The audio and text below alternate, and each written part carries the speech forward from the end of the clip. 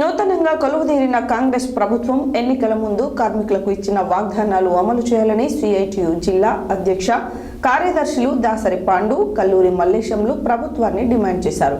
స్థానిక సిఐటియు జిల్లా కార్యాలయంలో జరిగిన జిల్లా కమిటీ సమావేశంలో వారు మాట్లాడారు.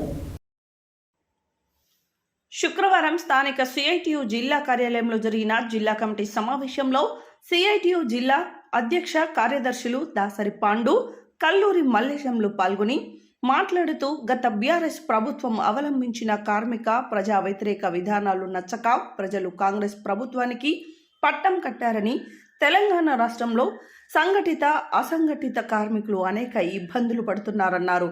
కనీస పనికి తగిన వేతనాలు అందక పెరిగిన నిత్యావసర ధరలతో కుటుంబాలు గడవక ఇబ్బందులు పడుతున్నారన్నారు. ఎన్నికల ముందు అనేక రంగాల కార్మికులు సమ్మె నిర్వహించారన్నారు. అంగన్వాడీలు, గ్రామ పంచాయతీ కార్మికులు, ఆశాలు, మధ్యాహ్న భోజన కార్మికులు సమ్మె చేస్తే గత ప్రభుత్వం దాటవేత చేసిందని, వెంటనే వారి సమస్య పరిష్కరించాలన్నారు. భవన నిర్మాణ కార్మికులకు ద్విచక్ర వాహనాలు అందించాలని, కార్మిక శాఖలో గత సంవత్సరాలుగా పెండింగ్లో ఉన్న క్లెయిమ్ను విడుదల చేసి బడ్జెట్లో కేటాయించాలని, డబ్బులు కార్మికులకే కేటాయించాలని డిమాండ్ చేశారు.